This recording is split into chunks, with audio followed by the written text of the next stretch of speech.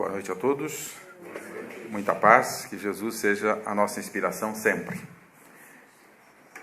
Eu gostaria de fazer uma pergunta a vocês. Vocês vieram buscar o que aqui hoje? Ninguém veio buscar nada? Estão de passeio? Uma passagem? Dar uma passeadinha só? Conhecimento, carregar as baterias. Nós vamos buscando, nós estamos na vida buscando. A humanidade sempre buscou. E isso torna a humanidade grande, cada vez maior. Maior no sentido de crescimento, não populacional, mas crescimento enquanto seres humanos. Nós estamos buscando. E na vida, o que vocês buscam? Aqui vocês vão buscar algumas coisinhas, né? Específicas. Mas na vida, o que vocês buscam? O que vocês buscam na vida? Melhorar. O que mais? Felicidade. O que mais? A gente poderia passar a noite aqui dizendo o que a gente busca, mas agrupando tudo num item só: felicidade. Mas para sermos felizes é preciso que sejamos perfeitos. Para sermos perfeitos é preciso que aprendamos a amar.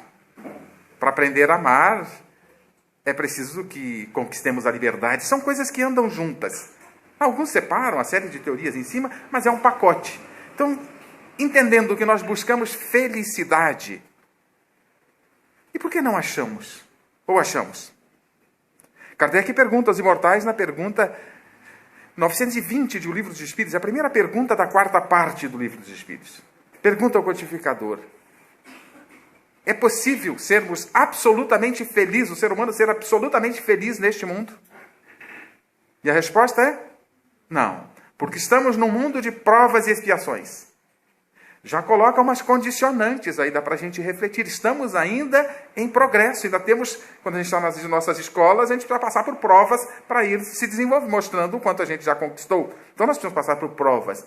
Mas precisamos passar por expiações também. As expiações são correções de rumos, porque não andamos no rumo correto, apropriado, em algum momento das nossas jornadas.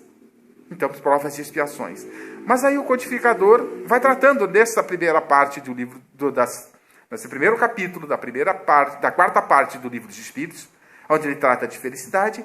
Na 922, logo a seguir, ele faz uma afirmativa antes.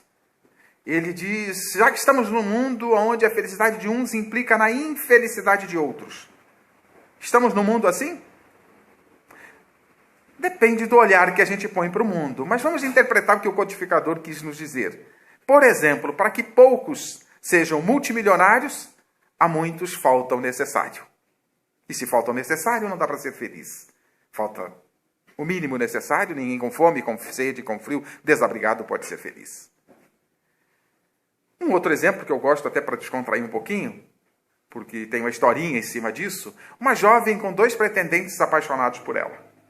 Ela escolhe felicidade desse e infelicidade daquele que foi preterido, dos 2. Se ela escolher um terceiro, felicidade desse terceiro e infelicidade dos 2 que foram preteridos. Certa feita eu falei sobre isso, uma senhora levantou a mão, pediu a palavra e disse: mas pode ser infelicidade daquele que foi escolhido. Pode. Numa segunda instância, depois pode. Mas vamos falar da primeira instância. Mas onde é que está o problema? E nós estamos colocando a felicidade fora de nós. Nós estamos colocando em coisas exteriores. Em ter alguém, em ter alguma coisa e assim por diante. Então o codificador formula a pergunta. As palavras eu não lembro exatamente, porque eu não tenho muito hábito de decorar. Mas o sentido é este: existe algo que seja comum à felicidade de todos, que não dependa de ninguém? E os imortais respondem que sim, em 2 aspectos. No aspecto material, estamos no corpo físico, temos necessidades materiais, ou aqui, eu moro em Campo Largo, lá a gente ainda tem necessidade material, aqui também tem, então, temos necessidades materiais. Ninguém com sede, com frio, desabrigado pode ser feliz. A posse do necessário, e o necessário depende de cada um de nós, não depende? Depende das nossas potencialidades, dos nossos interesses. Esse necessário de cada um é variável. O problema é que a gente não consegue, às vezes, ser feliz na coisa mais simples, que é no aspecto material. Porque a gente coloca, às vezes, a nossa felicidade muito além do nosso alcance. Porque nós temos certas potencialidades neste momento, em cada jornada, que estão ao nosso alcance ou não. Por exemplo, se eu ganho salário mínimo, no Brasil é uma beleza o salário mínimo, dá para viver assim, folgadamente, né? Pode rir. Tá? Pode rir aqui, não pode? Não. Pois é. Mas se eu ganho salário mínimo, meu sonho de felicidade externa, material, é comprar uma Ferrari. Você é feliz? Não? Vocês são pessimistas. Claro que eu vou ser feliz. Eu passo 10 encarnações a pão e água e compro minha Ferrari. Está vendo? Nós colocamos a felicidade, às vezes, muito além do nosso alcance. Mas a vida é de progresso, inclusive no aspecto material. Não tem essa história de que para atingir o reino dos céus é preciso ser miserável. Não tem isso em lugar nenhum. É preciso que a vida seja de progresso, mas é preciso que sobre coisa, sobre tempo, para a gente exercer outras atividades. No aspecto material, após sendo necessário. No aspecto moral, que são os valores internos. Os valores que temos dentro de nós. Essa construção interna dentro de nós, os imortais colocam 2 itens também para sermos felizes internamente. E essa é a verdadeira felicidade. É aqui que a gente deve conquistar a felicidade. Eu vou inverter a ordem, por questões do próprio tema que estou abordando. Um dos itens é a paz de consciência. Por que paz de consciência? Por que Kardec colocou como paz de consciência? Aí nós temos que trabalhar um pouquinho a questão. Deus nos deu o livre-arbítrio, a liberdade de agir. Podemos fazer o que quisermos, mas atrelou junto a responsabilidade. Porque sem a liberdade de agir, não seríamos responsáveis pelos nossos atos. E Jesus nos diz, a cada um segundo suas obras. Isso está condicionado, as nossas obras vão gerar consequências. E nós vamos colher as responsabilidades dessas consequências, positivas ou negativas. Os méritos ou os deméritos. Então, nós temos responsabilidade. Através do livre-arbítrio que Deus nos dá, a liberdade de agir, nós temos atrelados a responsabilidade pelos nossos atos. Paulo de Tarso vai dizer, tudo me é lícito. Atribuindo a este livre-arbítrio. Tudo me é lícito, tudo eu posso. E eu pergunto a vocês, posso matar? Se vocês fizerem assim ou assim, eu vou entender. Não vai dar torcicolo, pode ficar tranquilo. Posso matar? Quem respondeu não, provavelmente seja médium de premonição. Respondeu a pergunta que eu ainda não fiz. A pergunta que eu fiz é, posso matar? Posso. A pergunta que eu vou fazer, e os médios de premonição responderam, é, me convém que eu mate? Análise das consequências.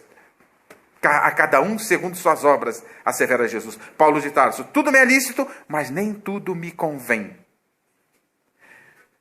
Essa liberdade atrela consigo a responsabilidade. A responsabilidade será posta à luz da justiça divina. Mas aí a gente tem que entender que quando a gente faz besteira, Deus pune, castiga. É isso? Deus não pune e não castiga. Eu tenho um amigo que diz que falar que Deus pune e castiga é denegrir a imagem de Deus. Mas então como funciona a justiça divina? A gente vai lá para a pergunta 621 do Livro dos Espíritos. Onde os mortais perguntam, onde está escrita a lei de Deus? E a resposta? Na consciência. Olha a beleza da obra. Eu te dou a liberdade de agir, mas coloco contigo o tribunal junto. O tribunal é nós mesmos, a nossa própria consciência vai nos cobrar aquilo que a gente fez. Vai aplaudir ou fazer as cobranças necessárias.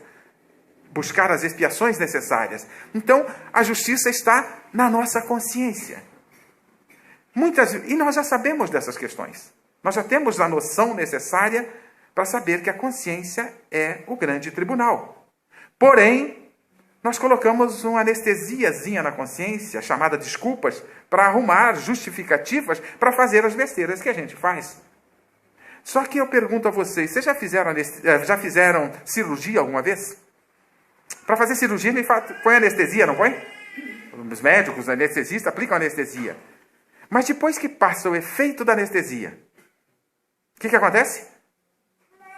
Eu fraturei uma vértebra certa feita, um acidente, e coloquei uns pinos na coluna. Tinha aquele homem de 6 milhões de dólares, cheio de parafusos e coisa, era um filme, né? Por estar cheio de parafusos e coisa, ele valia 6 milhões de dólares. Eu já valho $6, que eu tenho uns parafusozinhos na coluna. Mas depois que passou o efeito da anestesia, da cirurgia, eu estava pedindo para o médico me manter anestesiado por 1 mês. Porque foi muita dor. Quando a gente arruma desculpas e anestesia a consciência com as justificativas vãs que damos, esse efeito vai passar. E a hora que passar o efeito, a consciência vai cobrar. Não dá para ser feliz, é isso que os Espíritos dizem, quando não temos a consciência tranquila. É como se a gente dissesse, dá para ser feliz com um oficial de justiça atrás de nós? Dá? Eu imagino que não passei por essa experiência ainda, espero não passar. Mas imagino que não seja muito sossegado a gente saber que o oficial de justiça está nos procurando. Né? Tem algum pessoalzinho aí que anda correndo do oficial de justiça. Da justiça humana, e principalmente no Brasil, a gente tem alguns recursos para fugir. Né? Faz uma plástica, quem tem barba tira, quem não tem deixa crescer, faz alguma mudança visual, muda de identidade, foge para a Itália, foge para os Estados Unidos, tem algumas alternativas aí. Mas da consciência não tem como fugir. Ela estará conosco desde os princípios e estará conosco pela eternidade. E aí, então nós temos que buscar essa paz de consciência. E é para caminhar nessa direção que Deus nos mandou seus emissários para auxiliar o nosso mundo íntimo, para que instalemos o reino dos céus em nossos corações. Desde os primórdios da humanidade, Deus foi nos mandando recursos. Mandou os filósofos como Sócrates, Platão, trazendo grandes lições. Mandou os profetas da antiguidade, isso falando nas coisas íntimas. Mandou os seres também para nos auxiliar na área da ciência, mas não é o nosso tema. Nos mandou Francisco de Assis, para citar alguns. Mandou Francisco Cândido Xavier. Mandou Madre Teresa de Calcutá, Irmã Dulce, Mohandas Gandhi, Zilda Arnes e tantos seres para nos mostrar caminho. Mas mandou o maior deles. Kardec pergunta aos imortais, qual ser Deus colocou na Terra? Qual o maior ser que Deus colocou na Terra para servir de modelo e guia para a humanidade? Jesus. Então nós já temos os recursos para conquistar a paz de consciência. Seguir a lei, cumprir a lei. Então Jesus nos trouxe. Por isso ele diz, eu sou o caminho, a verdade e a vida, ninguém vai ao Pai senão por mim. Nós já sabemos disso. Quem aqui não tem vontade de viver num mundo de paz, sem violência, num mundo sem corrupção? Se fala muito ultimamente de corrupção, violência, feminicídio e coisas desse tipo. Quem não deseja? Mas isso é tarefa de cada um. É tarefa nossa. Quem não tem vontade de melhorar esse mundo? É preciso que melhore seu mundo íntimo. Porque aquilo que nós temos, a somatória de ocorrências no nosso mundo, aqui na Terra, é a somatória das nossas ocorrências. Então nós precisamos mudar o nosso mundo íntimo. E todos nós queremos fazer mudanças. Todos nós queremos um mundo de paz, todos nós queremos a felicidade.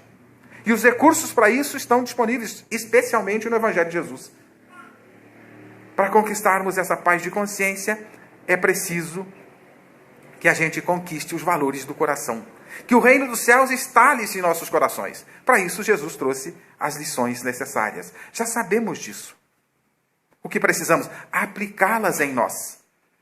Eu até tenho dito que, diante de tantos recursos que Deus mandou, Ele nos mandou 3 grandes momentos. 3 grandes revelações. E olhando por um prisma meio genérico, é claro, mais generalizado, nos mandou Moisés, que nos trouxe o que não fazer. Nos mandou Jesus, que nos trouxe o que fazer. E a terceira revelação, com a doutrina dos Espíritos, trouxe, entre outras coisas, como e por que fazer. Pegaram lá? Temos já disponíveis o que não fazer, o que fazer, como fazer e por que fazer. O que nos falta? O que nos falta? Fazer. Só nos falta fazer. E para fazermos, precisamos olhar para nós. Tem uma passagem no Evangelho segundo o Espiritismo, quando Kardec trata do item sede perfeitos, naquela passagem de Jesus, sede perfeitos, como vosso Pai Celestial é, capítulo 17, tem uma passagemzinha que diz, reconhece-se o verdadeiro espírita pela sua transformação moral e pelos esforços que faz para dominar suas más inclinações. Ou pela luta que trava contra suas próprias imperfeições, dependendo do tradutor. Se eu preciso travar uma luta contra as minhas imperfeições ou vencer as minhas más inclinações, qual é a primeira coisa que eu preciso ter contato, saber? Qual? Quais são elas? Quais são as minhas imperfeições? Quais são as minhas más inclinações? E a gente já sabe. O problema é que a gente já sabe as imperfeições e as más inclinações dos outros. E não resolve. Principalmente se for das sogras, dos cunhados, a gente sabe todas as imperfeições, né? Não resolve. Eu preciso saber as minhas. Porque o único ser no mundo que eu consigo mudar sou eu. Então os recursos não vieram para terceiros.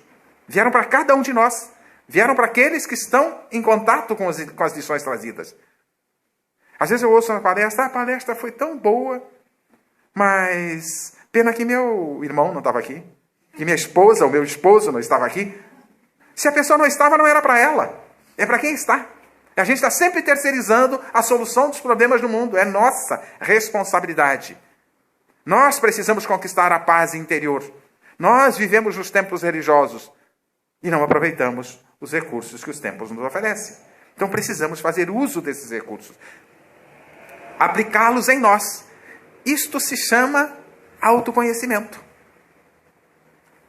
Olhar para nós. Kardec pergunta, na pergunta 919, a última pergunta da terceira parte do Livro dos Espíritos, qual meio prático tem o homem para melhorar-se nesse mundo? E os imortais respondem, um sábio da antiguidade falou disso, conhece-se a ti mesmo.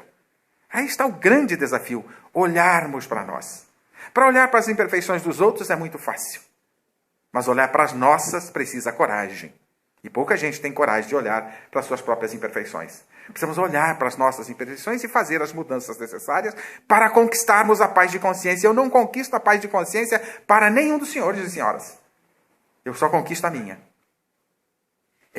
Parece egoísmo, mas não é. Nós compartilhamos, convivemos e vamos aparando arestas juntos e aprendendo juntos. Mas a tarefa é de cada um.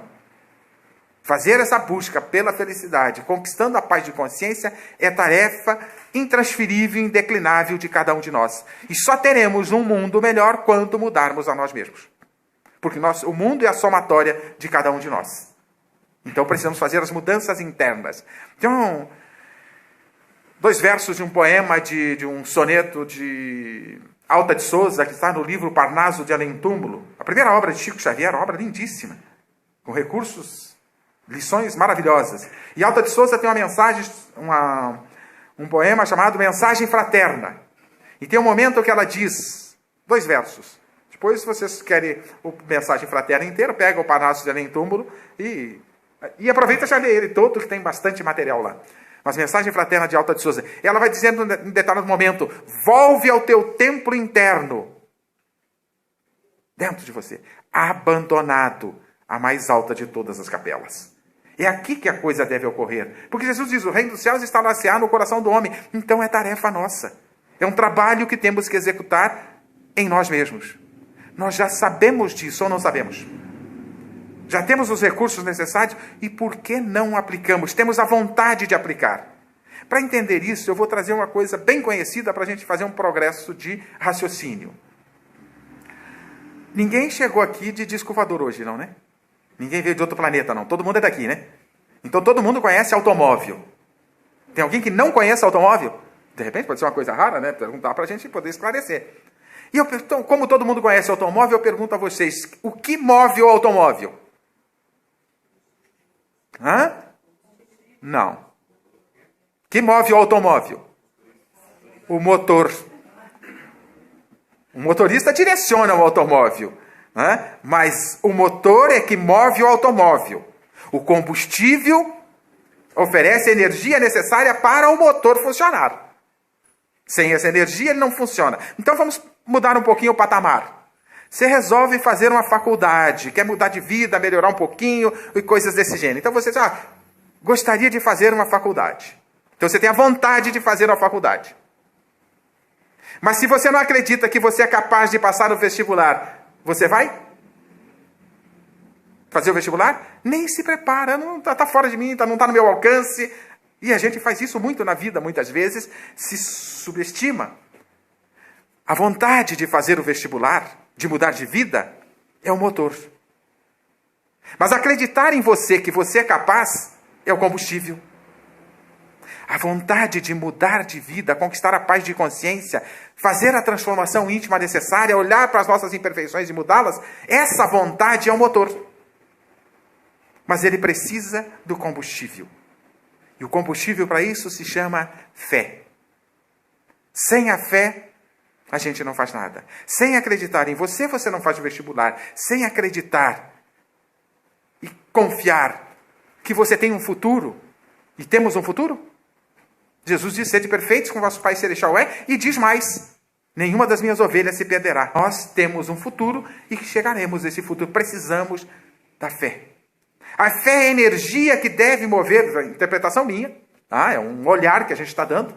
Outros podem dar outros olhares para essa questão da fé. Mas, para mim, a fé é a energia que deve nos mover na direção desse futuro.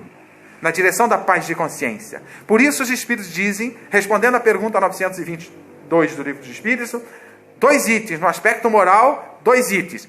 Paz de consciência e fé no futuro. Eu preciso ter consciência e construir essa consciência de que eu tenho um futuro. E como a fé é tão importante, Jesus falou de fé? Falou. Mas ele falou, me parece até que ele foi humilhante nesse processo da fé. Ele disse: se tiveres a fé do tamanho de um grão de mostarda, dirá essa montanha, move-se daqui para colar e ela mover-se-á. Por que eu estou achando que ele foi humilhante? Vocês já viram um grão de mostarda? Quem já viu um grão de mostarda? É pequenininho. Eu sem óculos não enxergo, de tão pequenininho que é. Não é humilhante? Não, claro que não é humilhante, não era esse o objetivo de Jesus, nunca foi. Ele estava querendo mostrar o poder da fé. Basta uma pequena pitada para mover montanhas. Por certo, ele não estava falando que os brasileiros com muita fé vão trazer uma Concagua para o Brasil para ter onde esquiar. O Everest. Não é isso. É a montanha das nossas imperfeições. É a energia que precisamos para fazer as transformações. É a energia que precisamos para olhar para as nossas imperfeições e buscarmos corrigi-las. Só assim conquistaremos paz de consciência. É preciso que a gente olhe para nós. E a energia que deve mover... A vontade a gente tem. Então o motor está disponível, mas o carro pode ter um motor mais potente. Sem combustível, não anda.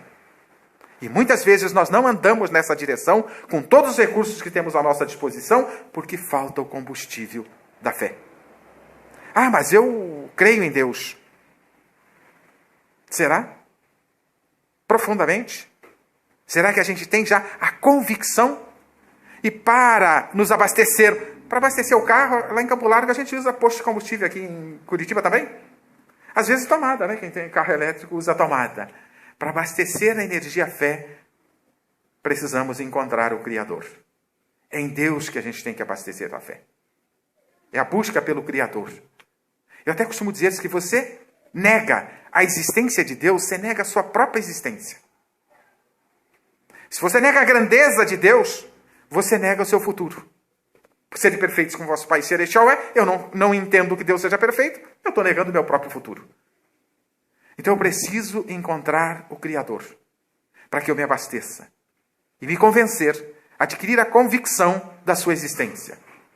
Já temos a fé do tamanho de um grão de mostarda? Menor um pouquinho, talvez. Né? Um pouquinho, talvez a gente já tenha. Né? Porque quem tem a fé do tamanho de um grão de mostarda move e luta arduamente contra as suas imperfeições. É tarefa de cada um e é intransferível. Então precisamos encontrar o Criador. E Kardec, ao codificar a doutrina dos Espíritos, ele percebe que tudo começa por Deus. Sem Deus, não tem como. Por isso ele formula a primeira pergunta do Livro dos Espíritos, que é Deus? E os mortais respondem: inteligência suprema e causa primária de todas as coisas. A maior inteligência do universo. O que é a maior inteligência do universo? Está fora do nosso alcance compreendê-la. Mas a humanidade vem buscando o Criador desde que está na Terra. Desde os primórdios da humanidade, nós buscamos por Deus. Por um ser superior. Por um Criador. Seja por observar o universo, seja por olhar por uma questão da nossa psique interna, porque nós somos espíritos imortais, então dentro de nós tem alguma coisa que nos fala de Deus.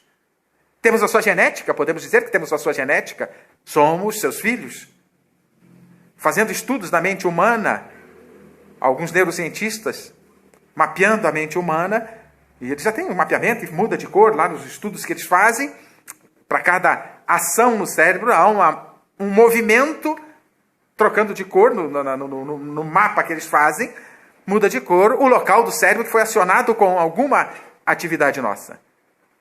E eles encontraram Um local onde você fala de amor, você fala do bem, você fala de Deus, no mesmo lugar sempre se acende, e eles chamaram isso o ponto de Deus em nós. Até por isso nós buscamos, desde os primórdios, a existência do Criador. E vamos construindo em nós um crescente nessa busca por Deus pela fé. Usando uma divisão didática apenas, entendo como didática, de Haroldo Dutra Dias, na evolução da humanidade em relação à fé. E passando por 3 estágios, propõe Haroldo, numa de suas conferências. Diz Haroldo, o primeiro sintoma da fé na humanidade foi o medo. Tem sentido? O medo, criamos através do medo os deuses pagãos na antiguidade. Diversos. Cada povo tinha a sua leva de deuses para tudo. Tudo que era superior ao homem, o que causava medo a ele, ou que ele tinha algum tipo de temor em relação, ele deificava. Fazia uma divindade. Os mais ricos e mais conhecidos são os deuses da mitologia grega. Criaram uma série de deuses. Tinha Deus para o raio, Deus do trovão, Deus disso, Deus da paz, Deus da guerra. Tudo que causasse, que demonstrasse algum tipo de superioridade, nós deificávamos. Mas colocávamos essa divindade de acordo com as nossas características. E como antigamente o poder estava na mão dos reis, e eles tinham os seus condes e ministros, vamos colocar dessa forma, que os auxiliavam nessa tarefa, que eram os deuses menores. Os gregos também criaram os deuses menores, cada essa leva de deuses, mas criaram um deus maior, que era o chefe. A semelhança dos reis. Estava colocado num trono, no Olimpo. Zeus era o deus maior dos gregos, ao qual todos os outros deuses estavam subordinados. Colocamos em Zeus as nossas características. Zeus era violento, temperamental, invocadinho. Quando ele ficava bravo, ele mandava alguns raios aqui para baixo. Lá do Olimpo, aqui para baixo. Ou seja, colocamos em Zeus, na divindade, as nossas características. Os nossos atributos. E aí, criamos essa divindade semelhante aos reis. Porque era o que a gente conhecia. O poder estava na mão dos reis e nós fomos criando, construindo desta forma. Mas, ao povo judeu, coube a tarefa de nos apresentar o Criador, um Deus imaterial, um Deus transcendente, imanente, que está dentro de tudo, transcendente, que está fora de tudo, onisciente, que sabe de tudo, onipresente, que está presente em tudo. Esse era o papel do povo judeu, apresentar Deus à humanidade. Essa figura de um Deus espírito imaterial já tinha surgido no Egito Antigo, com um faraó, que ele tinha alguns sonhos com alguns espíritos superiores, e ele recebia orientações, e ele considerou esses espíritos que fossem uma divindade imaterial. Mas quando ele criou uma filosofia religiosa baseada nesse Deus imaterial, ele enfrentou conflitos com o clero daquela época, dos deuses pagãos. Isso naquela época, quando você tinha uma ideia nova, uma filosofia nova, o clero era contra naquela época. Hoje não. Hoje as filosofias religiosas se respeitam, né? Não temos problemas nessa área. Mas naquela época o faraó, não lembro o nome dele, se não me engano, era Akhenaton. Posso ter errado o nome, tá? Não vamos pegar como fiel essa informação. Mas aí ele construiu uma outra capital para o Egito, aonde ele criou templos para adorar esse Deus imaterial. Supõe-se até que esse faraó tenha sido assassinado pelos religiosos das crenças pagãs da época. E essa filosofia no Egito de um Deus imaterial durou apenas a vida, o tempo de vida desse faraó. Mas não era papel do Egito trazer essa divindade, era papel do povo judeu. De apresentar Deus à humanidade e construir a energia da fé, encontrando o Criador e apresentando o Criador. Mas mesmo assim, o povo judeu, ele, ao invés de apresentar Deus à humanidade, ele apropriou-se de Deus. Nós somos o povo escolhido. Era o povo escolhido para divulgar o Criador para todos. Mas, tudo bem, faz parte da história. E daí vamos chegando nos nossos dias atuais. Mas eles tinham esse papel de apresentar o Criador à humanidade. Mas ainda assim apresentaram um Criador a exemplo de Zeus. Temperamental, com filhos privilegiados, nós somos o povo escolhido. Vingativo, sectarista por ter filhos privilegiados. Se aborrecia, quando se aborrecia com alguém, algum dos seus filhos fracassasse, o que ele fazia? Expulsava de casa e entregava para o capeta. Mandava para o inferno. Isso são características humanas que nós colocamos em Deus. Mas, de qualquer maneira, fomos evoluindo o conceito desse Criador.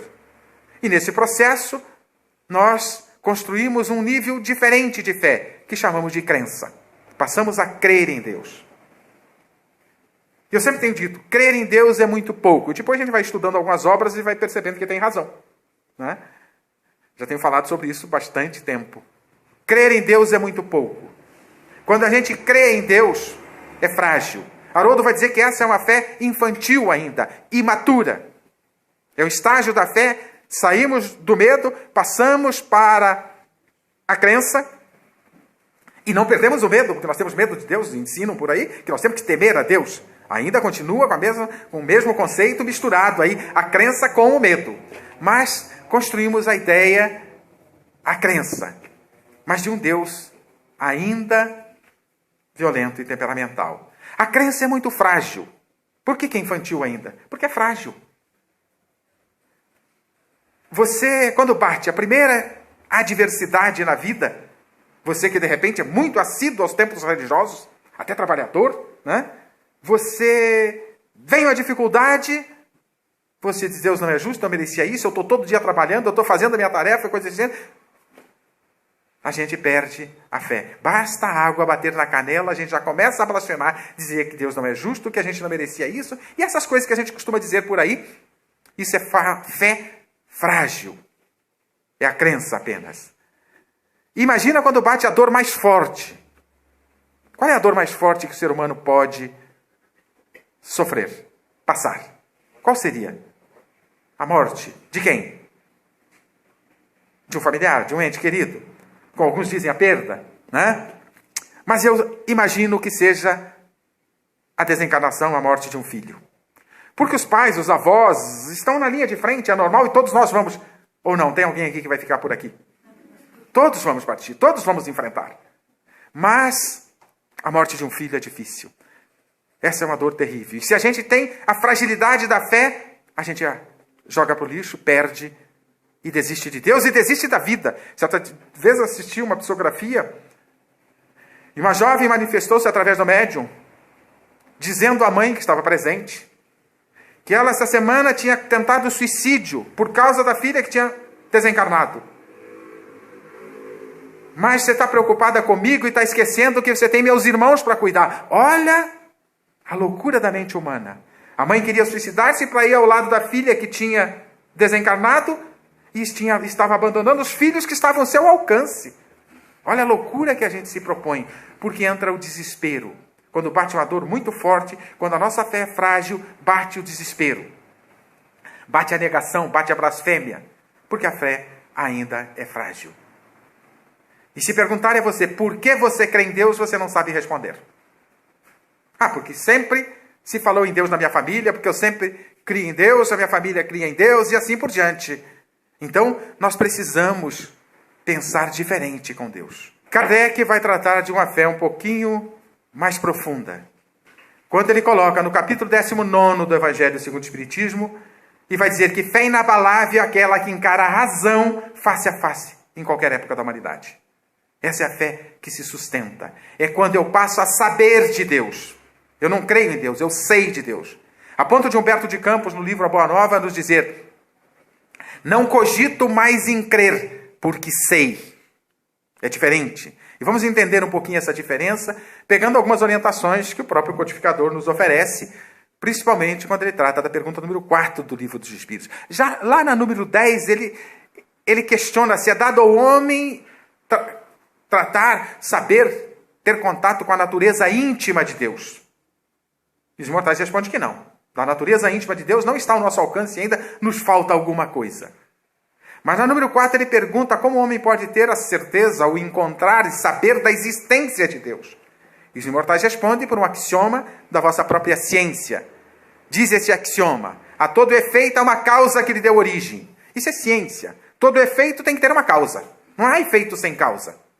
que produz esse efeito tem que ter uma causa que a produziu. E se o efeito é inteligente, a causa obrigatoriamente tem que ser inteligente. É isso que o codificador está nos dizendo. Dito de outra forma, pela obra se conhece o autor.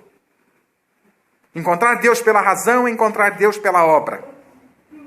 É procurar Deus e encontrá-lo. Por exemplo, esse púlpito aqui, vocês olham para ele, é feito de metal. Não é isso? Você olha para ele e imagina que foi um astrônomo que fez. Um médico. Um farmacêutico. Não, você vai imaginar que seja um serralheiro, algo assim que mexa com metais. Não é isso? Um engenheiro mecânico, coisas desse gênero. Pela obra se conhece o autor. Se a obra é inteligente, isso aqui é uma obra inteligente e precisou de uma inteligência para produzi-la. É a forma que os Espíritos estão nos dizendo para encontrarmos Deus. E abastecer a nossa razão e encontrar Deus pela razão. Para que a gente não cogite mais em crer, como diz Humberto de Campos, mas para que a gente saiba de Deus. Esta é a fé inabalável que os Espíritos estão colocando e que Kardec coloca no capítulo 19 do Evangelho segundo o Espiritismo. Encontrar Deus pela obra.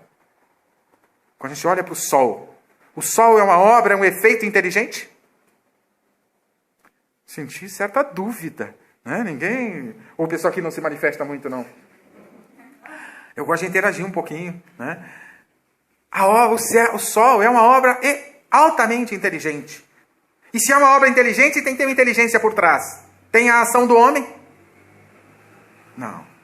Você olha o céu estrelado, bilhões de astros pendurados e luzes penduradas no céu à noite. Quando não está nublado, Curitiba é difícil de ver, né? Quando não está nublado. Bilhões, vocês já contaram? Eu não contei, mas diz o pessoal que tem bilhões, vamos acreditar na ciência, né? Que tem bilhões. Altamente inteligente. Olhamos para essa obra maravilhosa e encontramos o autor, Deus. Eu gosto de sintonizar com Deus, olhando o pôr e o nascer do sol. Nascer do sol eu vejo pouco, eu já estou aposentado, eu fico estudando até 3, 4 horas, trabalhando, 3, 4 horas da manhã, aí de manhã eu não vejo o alvorecer. Mas pôr do sol eu vejo muito. E eu viajo bastante. Nas estradas, você pega aqueles descampados, final de tarde, você vê cada pôr do sol. Eu encosto o carro no acostamento e fico ali 15, 20 minutos parado, fotografando. Eu pego minha câmera, que está sempre comigo no carro quando eu viajo, e tiro fotos do pôr do sol. Cada paisagem lindíssima. Isto me faz sintonizar com o Criador, observando a beleza da sua obra. Tenho mais de 6.000 fotos de pôr do sol. Enquanto eu fico olhando as fotos. E relembrando onde é que eu tirei, como é que foi, a beleza. Mas é muito melhor ver naturalmente. Quantos de nós aproveitamos essa beleza da natureza, o desabrochar de uma flor para encontrarmos a grandeza do Criador? Quantas vezes nós olhamos para essa máquina, esse corpo físico maravilhoso, a máquina mais perfeita que se tem conhecimento na Terra, para sintonizarmos com o Criador. É uma máquina alta complexidade. A mais complexa que nós temos conhecimento aqui é essa máquina que utilizamos, esse corpo físico. É uma máquina altamente complexa e inteligente. Tem a mão do homem? Uns podem dizer, tem, né? A união de 2 gametas no ventre materno. Né? Mas estes 2 gametas, ao se unirem, desencadeiam uma rotina que está neles, que está nesses 2 gametas, planejado, um planejamento. Tem uma rotina lá. Você sabe o que é uma rotina? Quando você liga seu celular, ele está desligado. Você liga o seu celular, você aciona uma rotina. O celular é a parte física. E a parte intelectual desse processo é a rotina que está lá, que apresenta para você todas as funções do celular. Quando você clica no touchscreen, num aplicativo, você une 2 gametas do aplicativo e ele se abre para você e te apresenta todas as funções que estão nesse aplicativo à sua disposição, simbolicamente e metaforicamente, usando isso. Quando une-se 2 gametas no ventre materno, você desencadeia uma rotina que vai produzir o corpo físico. Essa rotina, se nós unimos 2 gametas, essa rotina não é nossa. É a grandeza de Deus que colocou lá. É a grandeza da obra divina. Essa rotina vai, além de multiplicar as células, vai se multiplicando 2, 4, 8, 16, multiplicação, progressão geométrica, quem lembra de matemática, progressão geométrica base 2, né? E além do que ainda vai especializando órgãos. E vai colocando esses órgãos no lugar certinho. Você já viram o fígado na orelha de alguém? Não? Rim? Não? Ninguém viu ainda? Não. Normalmente está no lugar certinho. Às vezes tem alguns desacertos por questões de nossa responsabilidade do passado, mas isso é outro assunto. É uma rotina de altíssima complexidade. Olhar para esse corpo físico e imaginar ele funcionando, encontramos a grandeza do Criador, encontramos Deus. Dr. Francis Collins, diretor do projeto Genoma, foi o líder da equipe que decodificou o DNA. Isso é coisa recente, ele apresentou esse resultado dessas pesquisas no governo Bill Clinton, dos Estados Unidos, junto ao governador. E nessa época eles já falaram de Deus. Nessa apresentação, no discurso que eles fizeram, eles falaram do Criador ao apresentar a decodificação do DNA. Mas Francis Collins dizia-se ateu. Palavras dele, numa de suas obras. Mas ele diz, ao fazer meus estudos de ciência, observar o estudo de biologia, principalmente a biologia humana, e ver essa máquina tão perfeita, tem que ter uma autoria. E deixou de ser ateu, escreveu o livro A Linguagem de Deus, uma obra, não é uma obra religiosa, mas uma obra lindíssima, onde ele vai falar da linguagem de Deus, que está nesse DNA. Augusto Cury, um psiquiatra brasileiro, e por ser psiquiatra, precisa estudar a estrutura do pensamento humano para tratar das nossas mazelas internas, da psique humana. Ele literalmente diz, eu era ateu convicto, mas ao fazer os estudos da estrutura do pensamento humano, cheguei à conclusão que só um Deus maravilhoso poderia ter construído uma máquina tão perfeita. E deixou de ser ateu. E teve consequências depois duras na vida. E ele vai dizer, só a confiança no autor da vida sustentou a minha família diante da tragédia. Mas isso é um outro assunto. Só para mostrar que esse pessoal encontrou Deus e enfrentou seus desafios. Nós já encontramos Deus pela razão, já nos abastecemos da fé inabalável, esta que precisa apenas de uma pitada do tamanho de um grão de mostarda. Precisamos encontrar o Criador e a forma de nos abastecermos dessa energia. E ao atingirmos esse nível de fé, voltando à fala de Haroldo, o medo, a crença e a sabedoria de sabermos de Deus, o conhecimento de Deus, nos traz confiança, diz Haroldo. Confiança em Deus, confiança em nós, confiança em nosso destino, e assim por diante. Confiança no nosso futuro, confiança de que somos um investimento do Criador. Nos traz confiança. Mas eu acrescento um outro ingrediente que esta fé inabalável nos traz. Coragem. Coragem para enfrentar os nossos próprios desafios e irmos atrás do nosso futuro. Irmos atrás do nosso destino. Portanto, precisamos abastecer da energia fé. Só a fé inabalável nos oferece os recursos. E quando você tem essa fé e alguém te pergunta por que você crê em Deus, não é porque alguém me disse, porque alguém me falou, é porque eu olho a obra e encontro a grandeza do Criador. É porque eu olho o alvorecer e encontro Deus, olho o pôr do sol e encontro Deus, olho uma criança sorrir e encontro Deus, olho uma flor desabrochar e eu encontro Deus. Eu olho essa máquina maravilhosa que habito e encontro o Criador. Essa fé é a fé que devemos construir e abastecer pelo menos uma pitada do tamanho de um grão de mostarda. E haja vista a nossa situação do mundo e as nossas mazelas, nós ainda não temos esse nível de fé. De uma maneira geral, a humanidade, pode ser que alguém particularmente tenha, não conheço ninguém, não estou fazendo um juízo de valor. Mas é essa fé que devemos conquistar. Essa fé vai nos dar confiança em Deus, confiança no nosso futuro e coragem para enfrentar os nossos desafios. E aí nós poderemos dizer, como Humberto de Campos, não cogito mais em crer, porque sei. E teremos nos voltado para o templo interno, na fala de Alta de Souza. Volve ao teu templo interno abandonado, a mais alta de todas as capelas. Temos que voltar para essa capela interna e construir o reino dos céus em nossos corações. Essa é a finalidade. Os recursos estão disponíveis. O que nos falta é pegar esses recursos através do motor vontade, abastecido com a energia fé. E assim caminharemos. E poderemos verdadeiramente dizer, eu sei de Deus. Então, quando alguém perguntar, por que você crê em Deus? Porque eu olho a obra e o reconheço. Porque eu sei dele. Essa é a fé inabalável que encara a razão face a face em qualquer época da humanidade. Agradeço a Deus a oportunidade de refletir com vocês. A casa pelo convite.